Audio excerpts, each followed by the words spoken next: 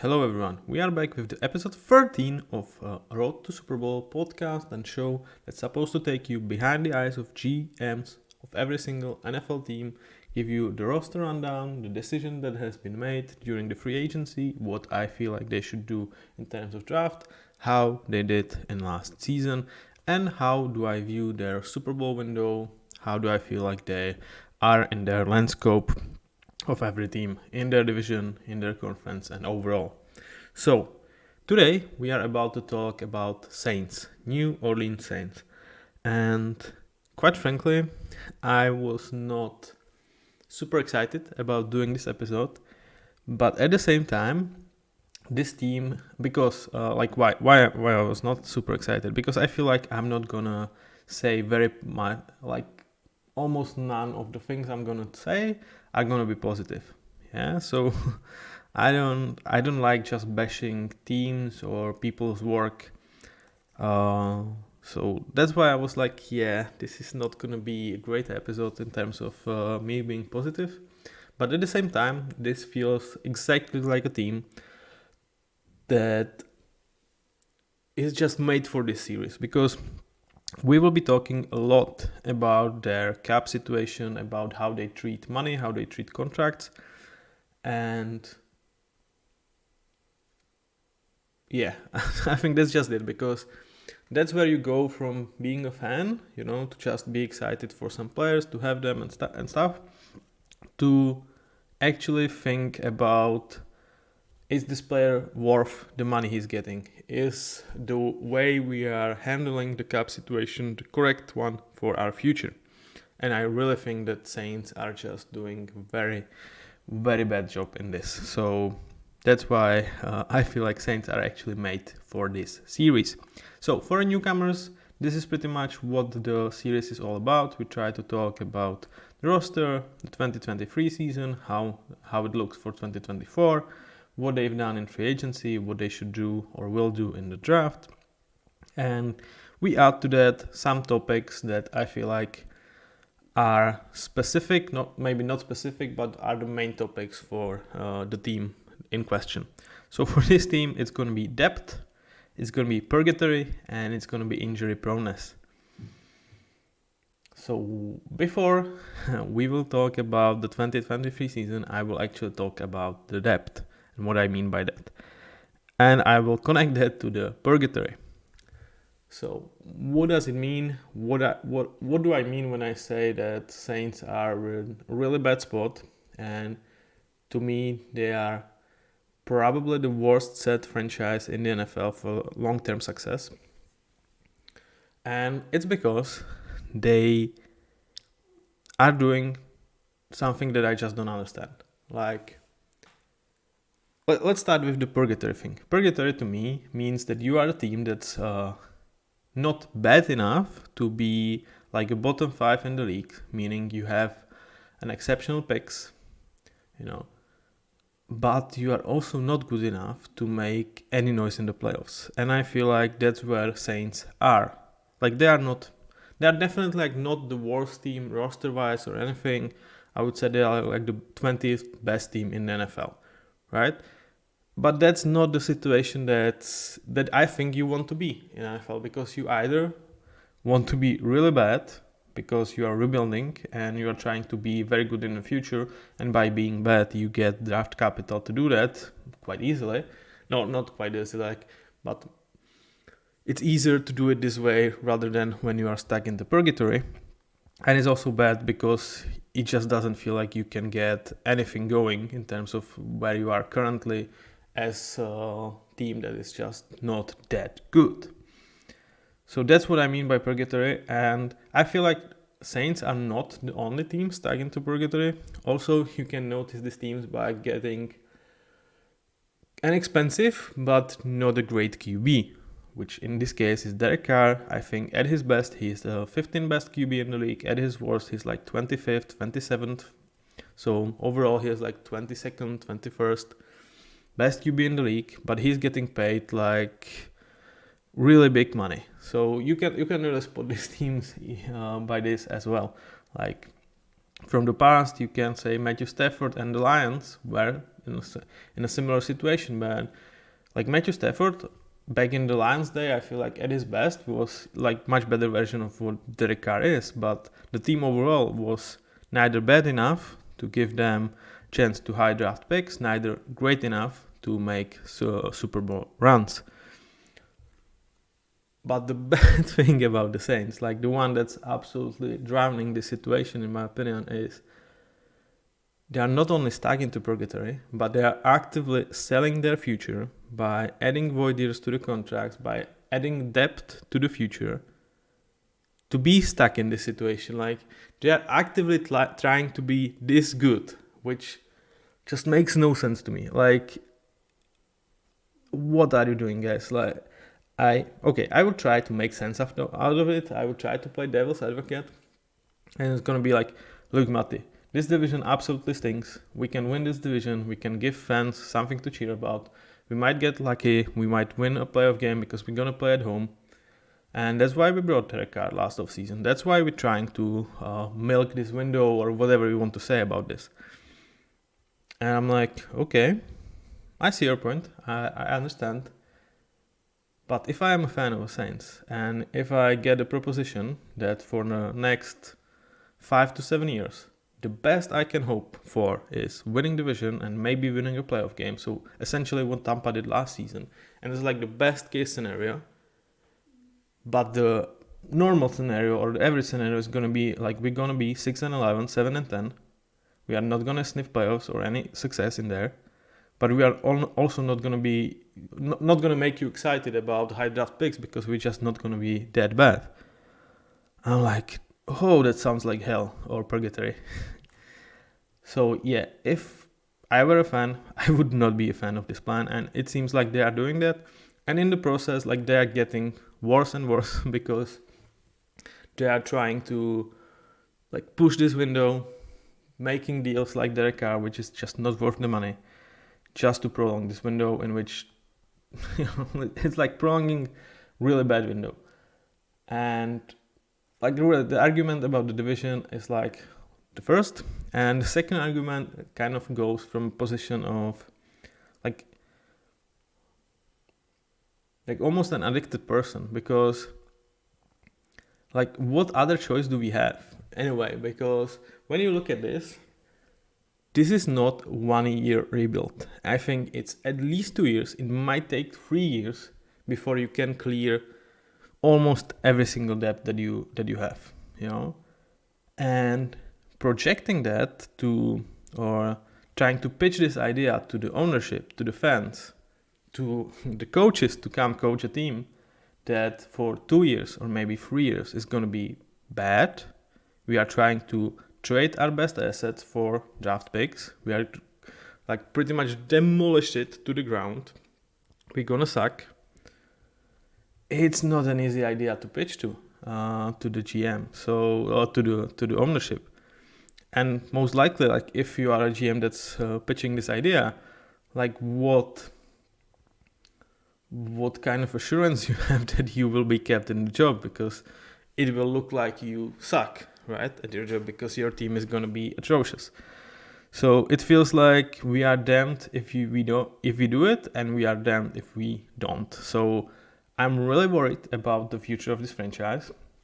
I feel like there are some more kind of added reasons to be worried, and that they've hit in some of the draft picks in past season. You can name Paulson Adebo, you can name Chris Olave, and that could like make them think, okay, well, we have great guys on rookie deals. Let's just go to it. Let's just make it happen throughout their money window, throughout their rookie contracts. And I'm like, yeah, it's great that you hit on these guys and they are really good. But it's kind of, I would say it's actually kind of bad for you, for your future, because it will most likely lead you to a bad decision. So if I were appointed to be a GM, or if I were to do an interview to be appointed a Saints GM, I would come with a solution that I'm saying like, well, guys, we're gonna suck. Like, this is my solution to this situation. I don't see any other way from this if we want to be a successful franchise 26 and forward, because we can really milk this thing. We can really be stuck in purgatory for like as long as we can. we can always push the money, but we will be just declining and borrowing to be the decline team. We might get to the situation when we actually get the top picks, but we are going to be borrowing to be this bad of a team. So that's where I'm like, yeah, I really feel like this is the worst situation for the franchise in the NFL. And that's kind of hard ground to take, because you have Denver having $85 million dead cap hit on Russell Wilson, whom you sell your future to to get 3 years ago, 2 years ago. You have Panthers, who are in a similar situation with Bryce Young, who they sold some of their future, or like most of their future, actually number 1 pick this year, to get, and he looked like a bust in his first year. I mean, yeah, it's not all about Bryce, and I'm going to be talking about that in Panthers episode, but that's third to the end, so you have to wait a bit for Panthers. So it's really tough to take crown from the Broncos or from the Panthers, but I honestly feel like Saints are the worst situation in the NFL, while not being not even close to being the worst team in the NFL. Okay, let's just stop with the bashing for a while, and we go and look at what they did last season. The best thing you can say is they finished quite nicely. I feel like they looked like a better team than Tampa, but that's not the biggest praise. But they just could not even win the division when Tampa sucked, but was still the best out of the bunch. Where Atlanta had, how to say it nicely, one of the worst QB situation in the league. Like, you can put Jets into the mix, but they were definitely down there. And Panthers had their huge issues of their own. So not winning the division, that was just there to be grabbed. Like you cannot ask for much more than that. Like, it's kind of impossible to have such a bad division, and they still have not won it. They brought their guy in their car, they paid him the money, they loaned from the future, and they still did not win the division. And I'm like, well, yeah, that kind of says a lot about this. Yeah, I thought I would be stop bashing. Yeah, it's gonna be hard, guys. Like, I cannot stress enough about how bad I think the situation is for the Saints. But okay, that was the end of the season looked promising. There were some young players like Chris Olave, like Paulson Adebo, that were really showing quite a nice improvement. So they are definitely the future cornerstone of this franchise, especially like in terms of offense. Chris Olave looked that he has a good chemistry with Derek Carr, so that's something you can build on. And Derek Carr also looked decent, but I mean, he just doesn't take any risk, man. I'm not paying a guy like 40 million or 50 million a year to just play it safe, and the best throws he's making is 70 yards down the field, and if my receiver does not make a play, we are not making a play. It just feels like Derek Carr will distribute the ball, and that's it. And I'm not saying that's not worth anything, but it's definitely not worth being paid this much. It just doesn't feel like that's what you should get from a guy that you are paying this much money. In terms of free agency, what is there to say, man? They were kind of doing the usual restructuring, trying to, stay under the cap hit, because they usually enter the free agency market with negative 90 millions, 80 millions. I mean, for next year it's currently minus 75.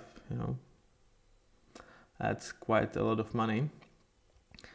And they do it the only way they know, pretty much, and that's restructuring to the hell. So yeah, that's what they've done in the off season.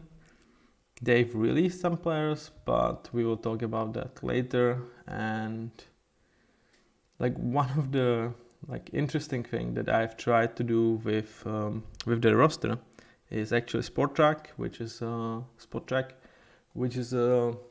like website that I would encourage you to visit if you are at least a bit interested in contracts and how they work, what are the void years, etc. There is a possibility to manage a roster there, and I've took Saints, and what usually happens when you try to cut a player, you are getting a bonus cap hit because you obviously released player and there should be some benefits to you in terms of cap hits. With Saints, it just doesn't work this way because pretty much everyone that has substantial money has void years, meaning that they pushed some of the dead cap hit into the future, and therefore if you try to cut this player, all of these void years will be moved to this season. So I think like I did like 20 players and it was like 3 of them actually expanded my cap hit. So that I felt like that's really crazy. And so yeah, that's again, that's like kind of bashing them for their situation with money. One big signing that they've made in terms of free agency is Chase Young. And it's 1 year, it's $13 million, and it just feels like typical Saints. Like, why? Tell me why. Like, you are signing him for 1 year. If he plays well, he's not gonna be here next season because you cannot afford him long term. And if he plays bad, like, yeah, you've just wasted a potential rollover cap that could ease you into the future. And it again just feels like you are loaning from the future to be just bad this season. Like, there's nothing against Chase Young. I'm not saying 1 year, $30 million is an overpay for him, but it just doesn't make sense, man. Like, what are you doing, guys? Like, yeah, it feels like they have learned nothing, and I really don't.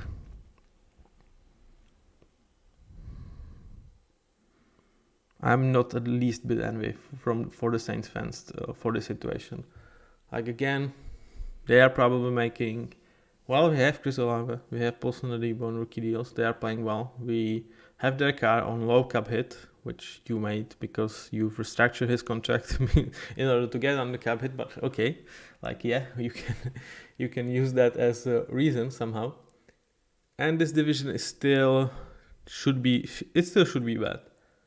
I mean, it should not be as bad as it was last season. I think Panthers did some nice moves. Falcons obviously added Kirk Cousins. And Tampa, I'm not saying like they should be better than they were last year, but they brought pretty much the whole band back. They should not be worse than they were. So,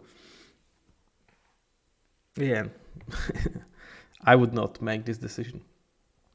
And I also, like, from the position of Chase Young, like from his perspective, I kind of liked it because I feel like he's gonna be primary pass rusher here. He could be seen in even like on a big time screen because Saints could still fight for winning the division, so they could still be in the hunt up to the last games of the season. So you will have a look at him. Like, obviously, if he's going to sack Bryce Young, that's gonna be shown because it's Bryce Young.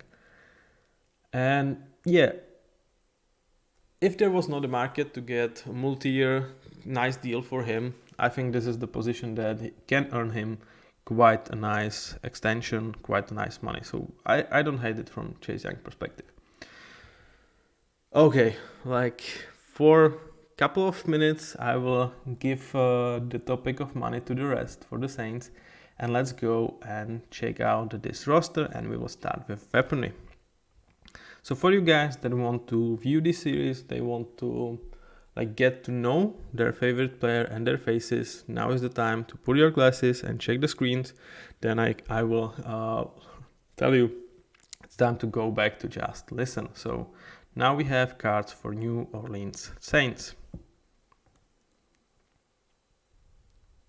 We'll start with Derek Carr, Jameis Winston, Alvin Kamara, Jamal Williams, the Pokemon guy.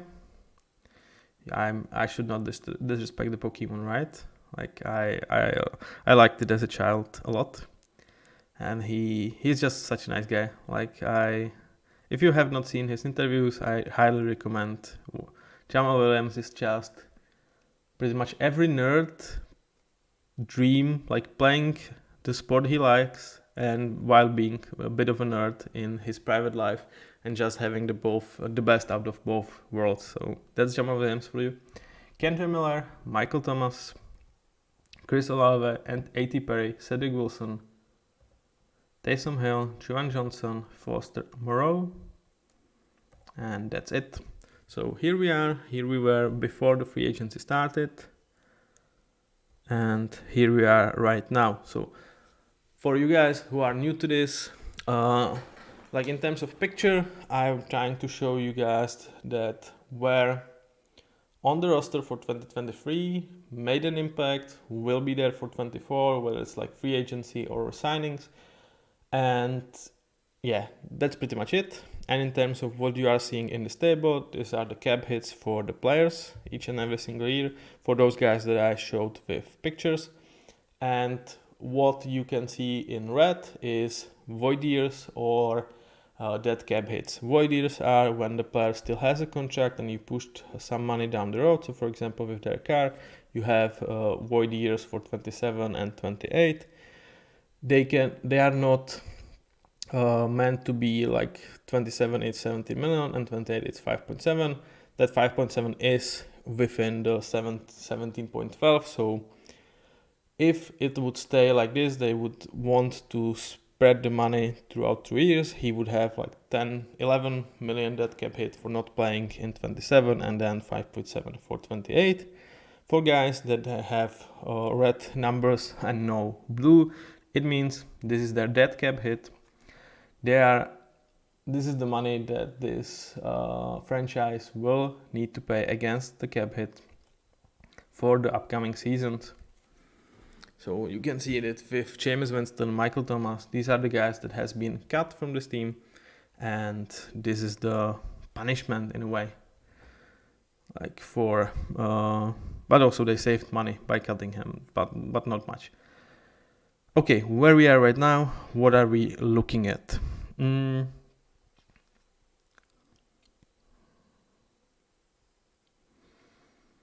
Okay, so we are looking at Derek Carr being good starter, and I think I'm a bit generous with this. I don't think like he entered last season as a good starter, but the performances that he brought like last 6-7 games like persuade me to give him this rank. But I feel like he's definitely a guy that is on the edge for me, and I will not be a bit surprised if in 2 weeks in I'm just lowering him to being a decent starter.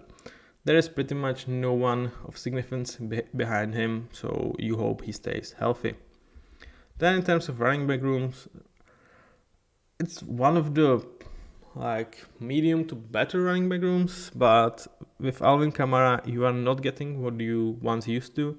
He's highly overpaid for what he brings to the table. Like it's part of he got his contract when running backs actually were getting contracts.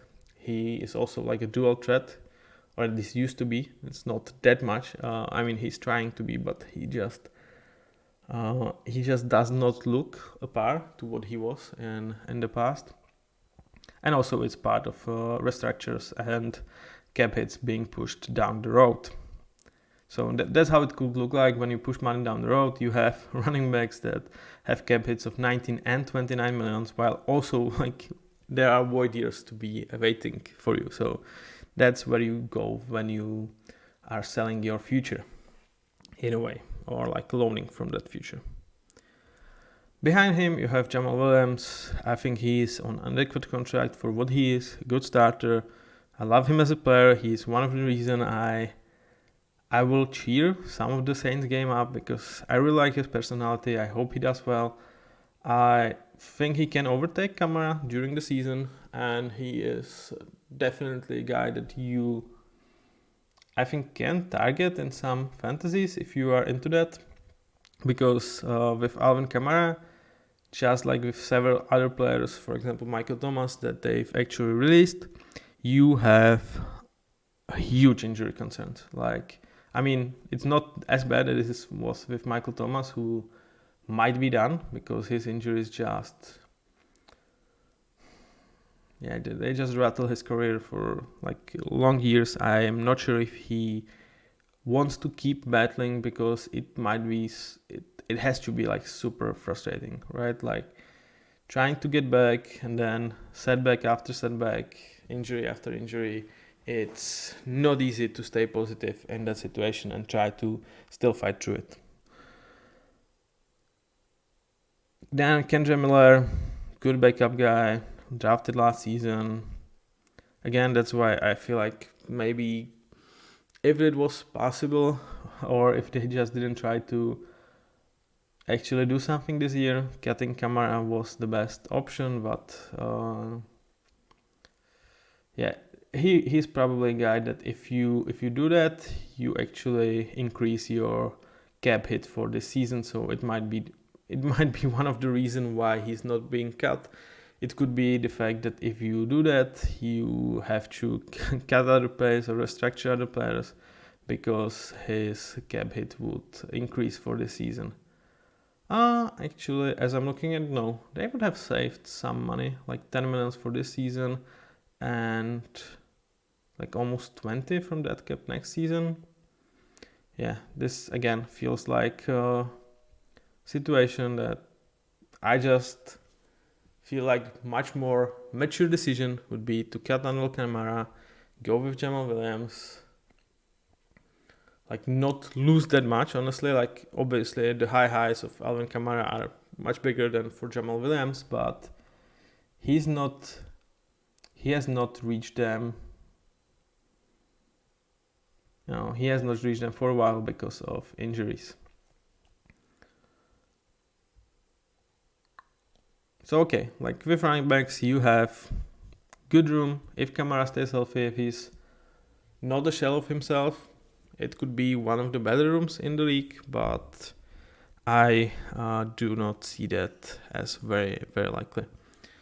And then with wide receivers, you finally got rid of Michael Thomas, who I'm not saying like I wish anything bad to the guy, but for the cap hit that he had for several years right now, he just wasn't able to stay healthy to produce.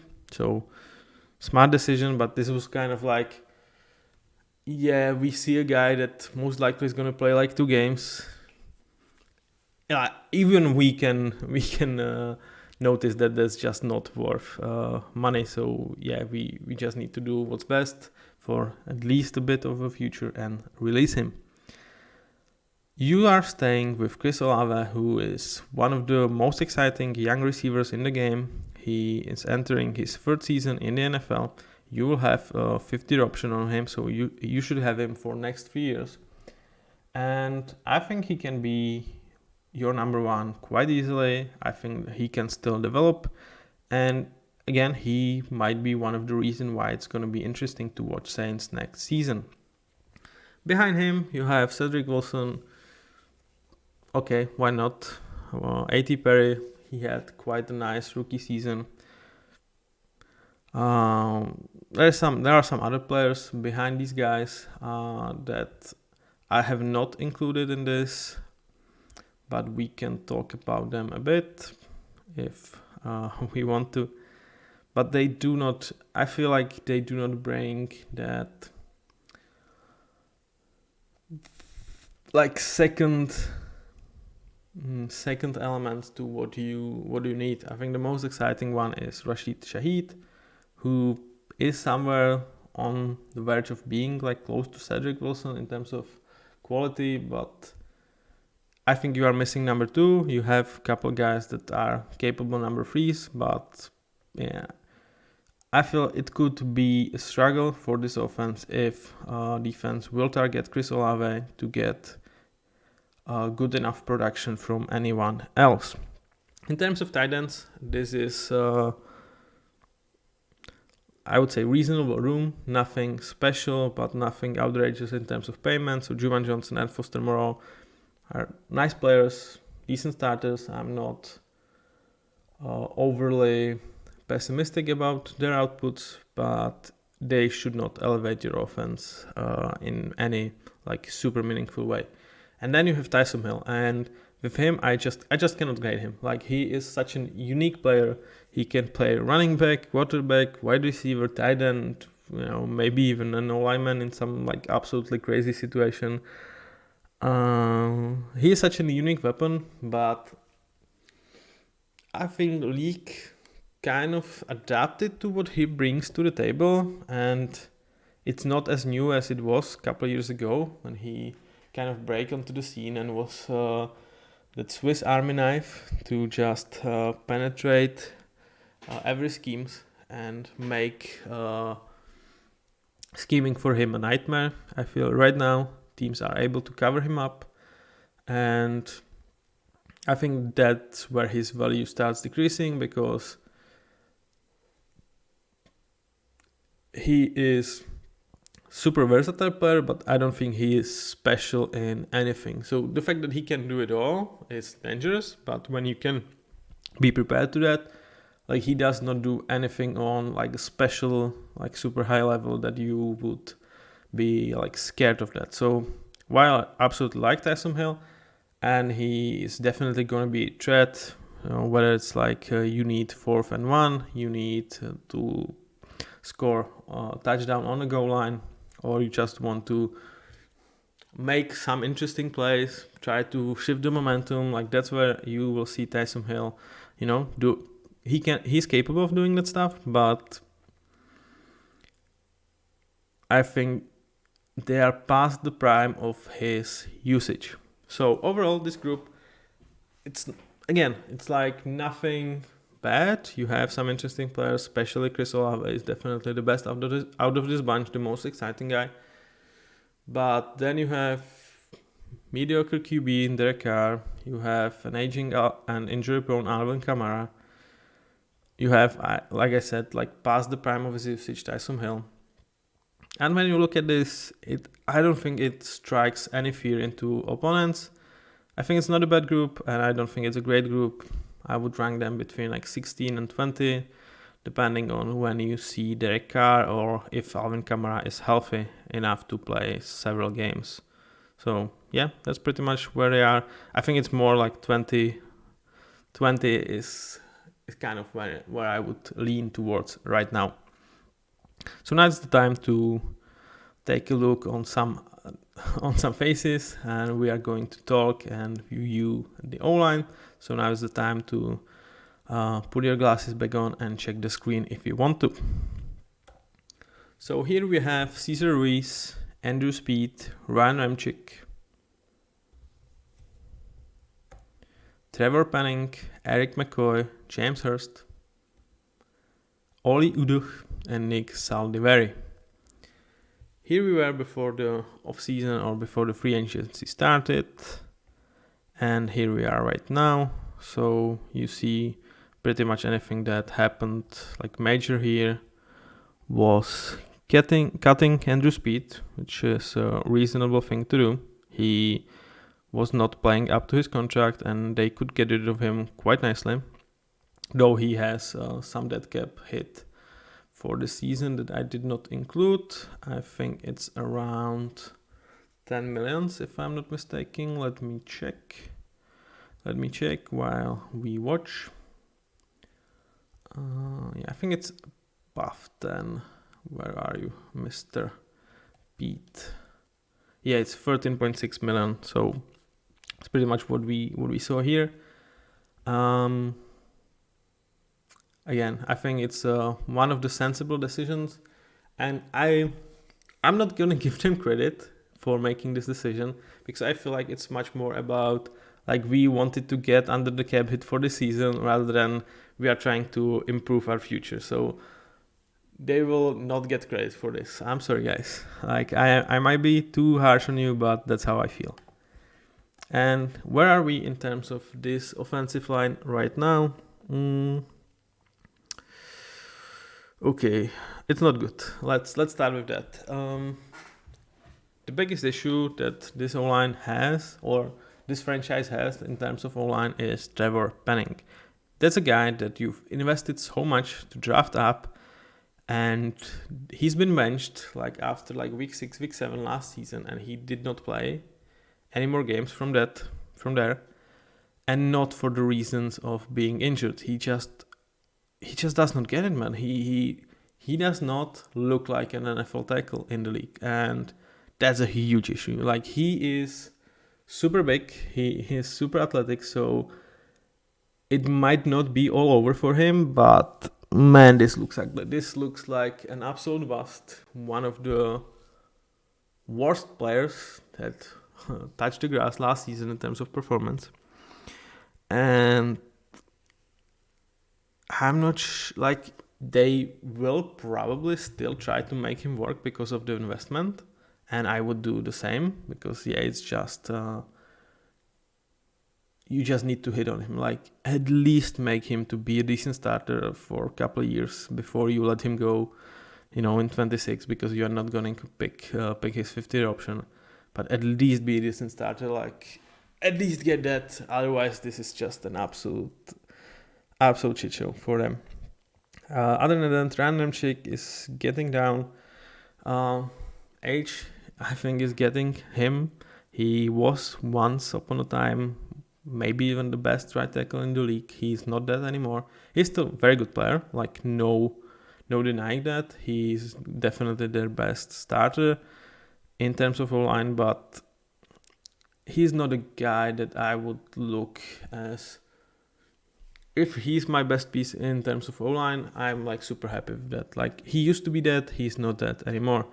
Eric McCoy, that's a quite nice player, but for center, that's a lot of money for just a good starter. I'm not saying like it's an outrageous contract, but I feel like he is a bit overpaid. And then you have Cesar Ruiz, James Hurst, decent enough players, but overall this O-line is just gonna rank like down the table, 24th, 22nd, something. It's not the worst O-line in the league, but I feel like it's pretty much, it has the same road to be a medium or like a good one as it is to be a dreadful one. So I'm not a huge fan. If Trevor Penning figures it out, then we can talk, because suddenly you have two nice tackles, you have some decent pieces inside, and that could be a serviceable O-line. But do I count on that? Absolutely no. Like, I will be really surprised if Trevor Penning figures it out. So that's overall for your offense here with the Saints. I would say it's pretty much what the Saints are. It's not bad, but it's just not great. It can be good if things hit, but the upside, like, I think at best, if everything hits, if Derek Carr played to his potential or like to his best form himself, Alvin Kamara is healthy, Trevor Penning figures it out, A.T. Perry makes another leap as a second or third year player, Taysom Hill figures out a new way how to hurt defenses, it's like 14th, 12th best offense, maybe something like that. That's just not good enough, is it, man? And that's, if all of these things hit, like, that's an absolute, it's an absolute roof where I see this offense. So that to me is the offense for the Saints. And now let's go to the defensive side of the ball. Again, now is the time to meet the players. So if you want to do that, I will give you a couple of seconds to prepare. And we go.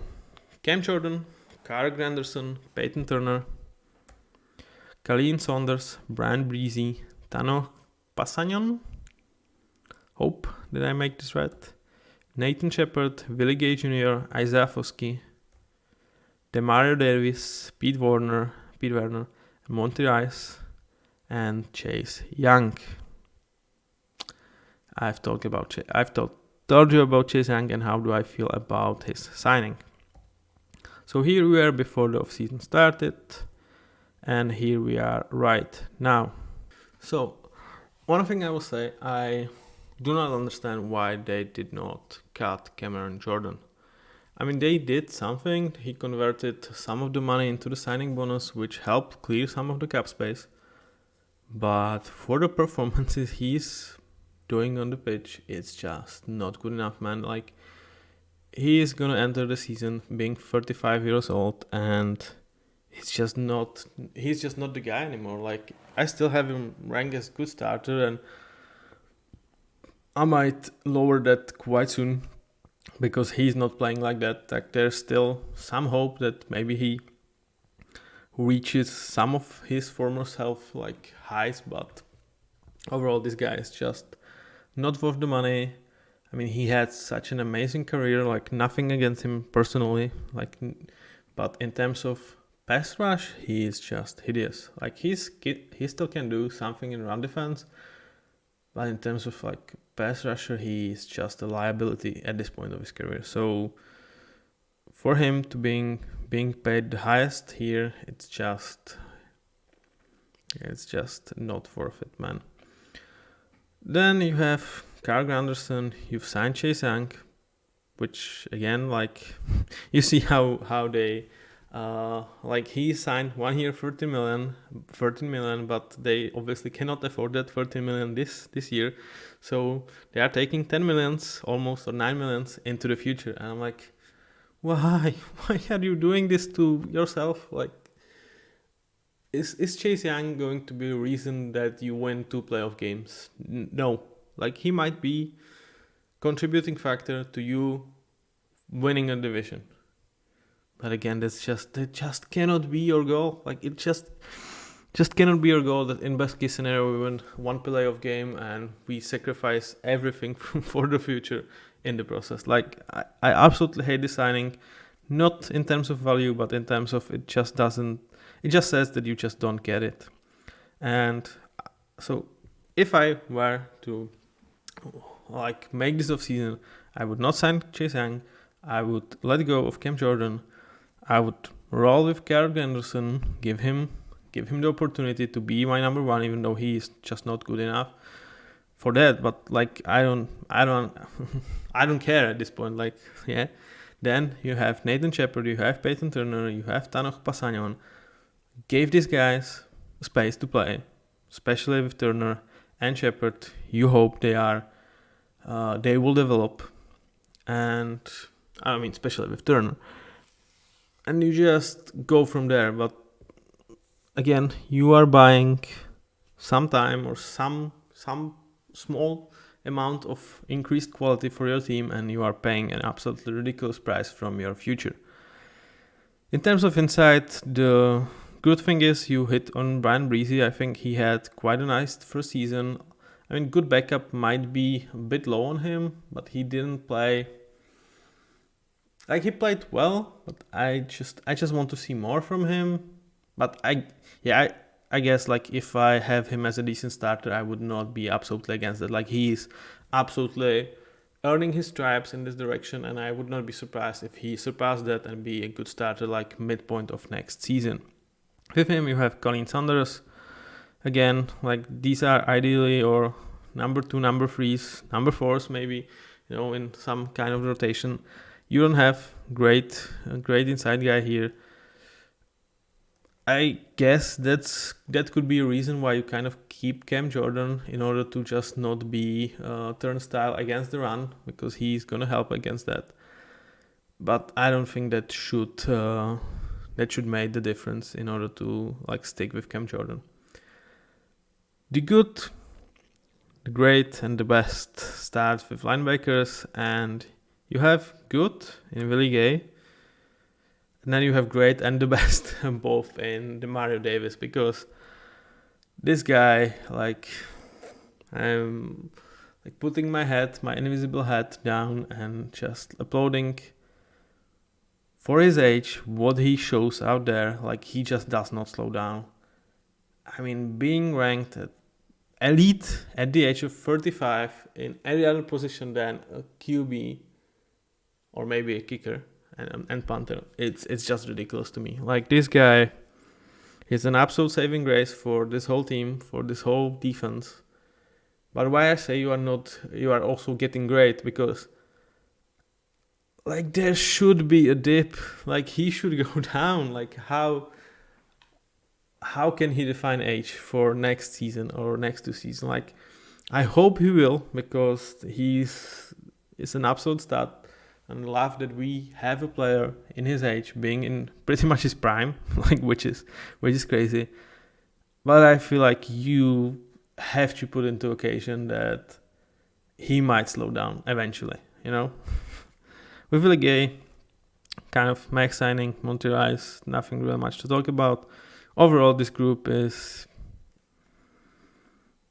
like, because of Demar Davis, it's not like a bottom 5 group, but again, it's not good. It's again like something like C minus maybe, you know. Like, but if Cam Jordan plays like he did last season, if Demar Davis like shows the signs of regressing, and Peyton Turner or Brian Breezy are not stepping up, it might actually goes down to like one of the worst groups in terms of D-line and linebackers in the league, because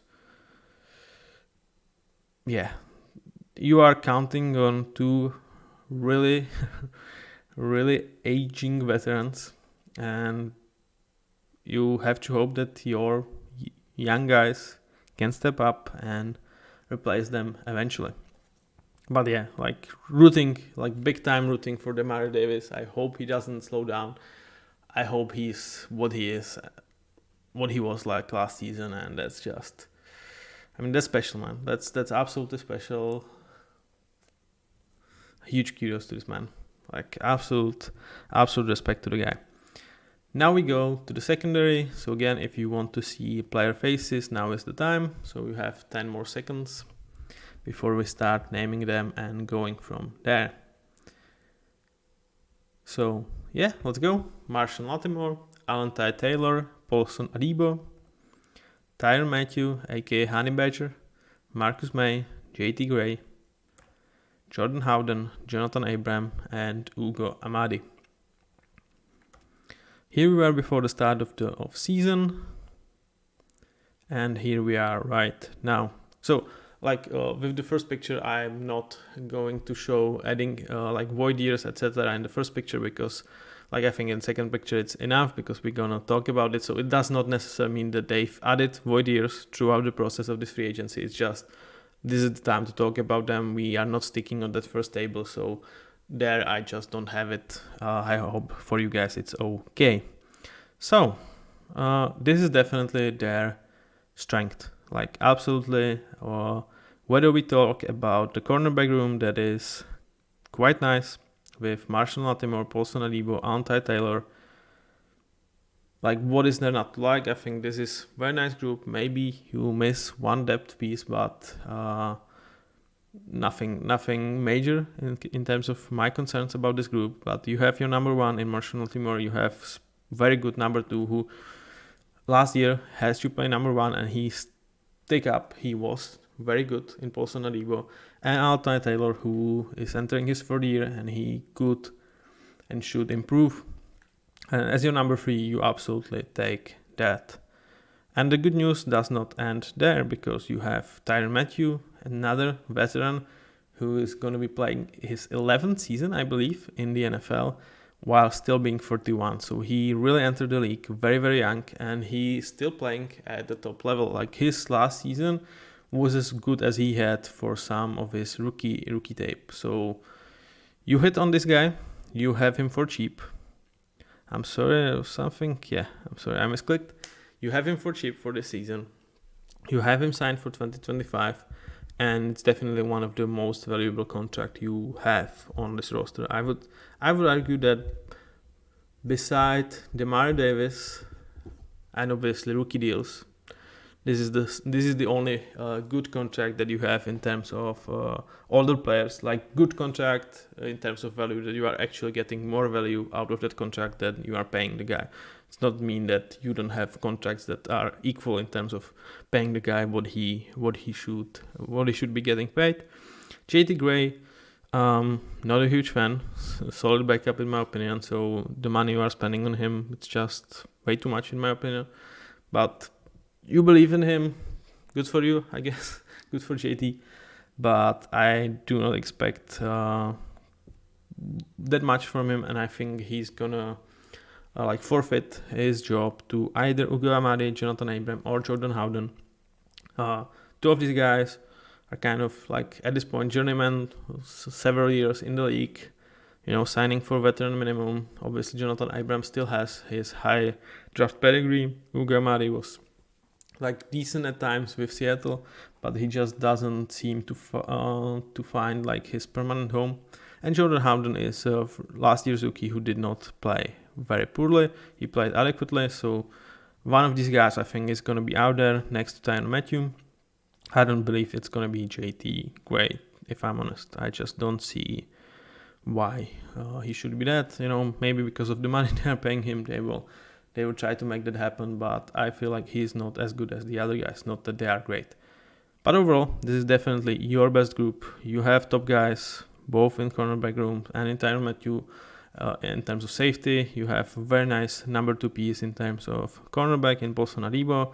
He's only gonna get better. I think he can outshine Marshall Lattimore very soon. Like, I think he is their number 1 corner for the future. And I think Alontae Taylor has a nice role cut out for him. And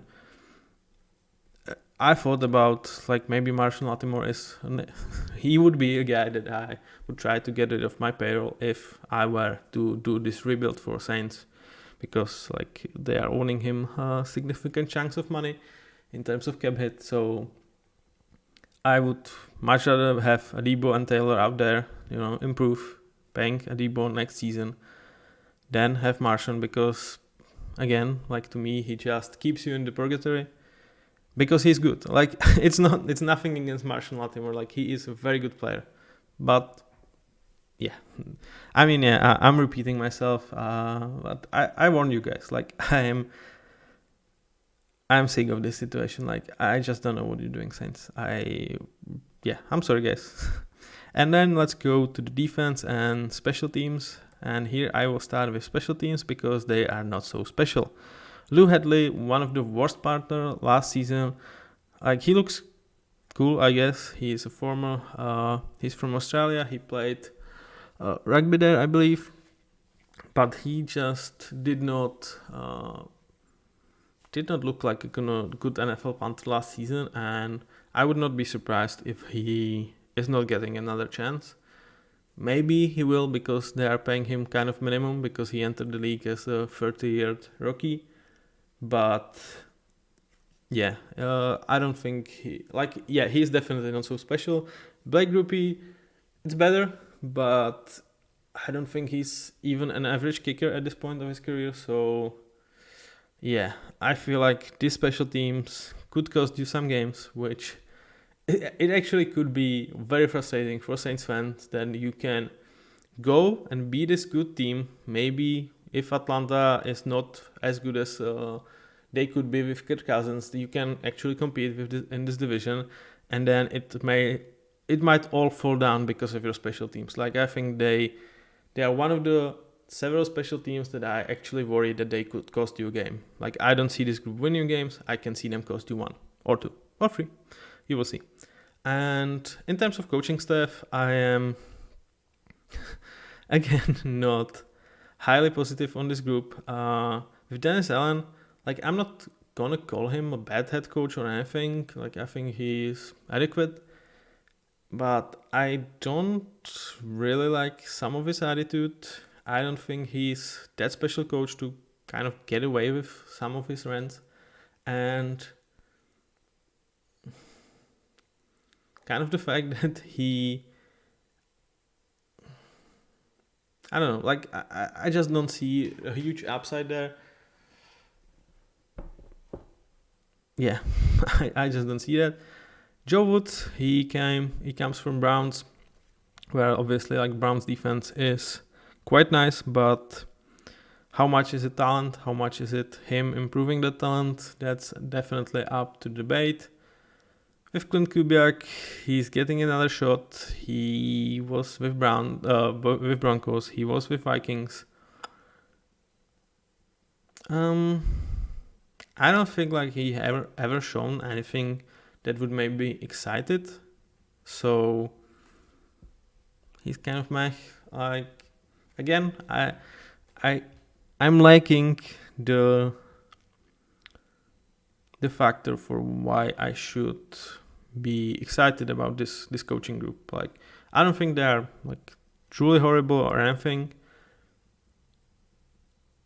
but I just don't see the Saints winning games because of crazy schemes or crazy pep talks. I think they are just good, decent to good, you know. if you look at these guys, I feel like they kind of represent what I see this roster looking like. Like it's not crazy bad, but it's just not even good at this point. I mean, at least in my opinion. So, what you should do in the draft, like where you are in the situation. Well, let's get to another issue. Yeah, surprise. Saints are not out of the woods yet with my bashing them. You have your first round pick, you have your second round pick, but you don't have your third round and you don't have your fourth round. So, I mean, I'm not sure what they will do. I honestly, at this point, I would not be surprised if they somehow figure out a trade to trade up in the draft, which would be ridiculous. But like with Saints, I would not be surprised that they would believe that we can get the guy that's gonna get us over the hump, and then he's gonna be just another Trevor Penning. But yeah, honestly, it's hard to like project myself as a GM of Saints because what they do goes absolutely contrary to what I would do. But in terms of draft, maybe there could be some common ground because of lacking third and fourth round. It's not like you have some gaping holes. Like that's one thing I will say about this team. It doesn't feel like any area of the pitch is like absolute shit show. Like they are always good enough. Maybe like the O-line has some holes. You are lacking some of the it factor for D-line. Like there's really not a big upside there. But I don't feel like at any position you are absolutely dreadful. And with that being said, I would say that you should trade down because again, I just don't believe one player that you can take with the 14th pick can like make this group anything special. So I would trade down and try to get like, I would trade down for future picks because I would optimize for the future. But even if you do this for the season, you should get maybe late first and early second, or maybe late first and late second, something like that. Maybe you can get like 2 seconds and a fourth for the number one pick. And I would try to draft within the range. I would try to have like 3 picks within the range 40 to 60 to 70, then something in range of 70 to 90, at least 1 pick there, and try to draft from like tier 3s, tier 2s of this group of young talents and try to find diamonds in the rough in a bit there and address D-line, address O-line, address even wide receiver, and address maybe the second safety, maybe something like that. So just I would like to bring capable players that could, if one or two of them turns into another Paulson Adebo or Chris Olave, then great. And if not, maybe they will just be serviceable bodies to work with when eventually we might start thinking about the future and getting rid of expensive contracts. So that would be my strategy for the draft. I'm not necessarily sure that it will come to fruition. I would not be surprised if they just took the best player out there with number 14, or who they view as the best player, because I'm not necessarily trusting hugely in their draft procession, and try to be as good as they can this season. Yeah, So this is your Saints. To the Saints fans, I'm sorry that I was so negative. I tried not to be, but I just can't. Like, this is really a team that I feel like deserves wipe down in terms of let's just suck for 2 years and give ourselves a chance for the future, because I just don't see a future for this team. So when I talked about the Super Bowl window, like, yeah, I thought about the analogy for that yesterday. I think your window will be open for 3 years, like just tiny bit, but I would say it's not because you actually can look at the Super Bowl, but it's because there are hordes of people outside that you've loaned your money from the future, and they are trying to get in and to take their money. So I would say that the window is open because of the trustees rather than your actual capabilities to win a Super Bowl. But that's last jab into the Saints organization. Just because of Demar Davis, I hope they will do well, because I really like this guy. But yeah, I just don't see it. So thank you guys for listening to me ranting about the Saints for one hour. I hope I made some clarity about why I feel like this is such a big issue, like what they are doing with cap hit in terms of their future. And let me know down in the comments what do you think about the Saints, were I too critical or do you agree? Especially if there are some Saints fans out there, I would love to hear your opinion. And till next time, have a very nice day and see you very shortly. Bye.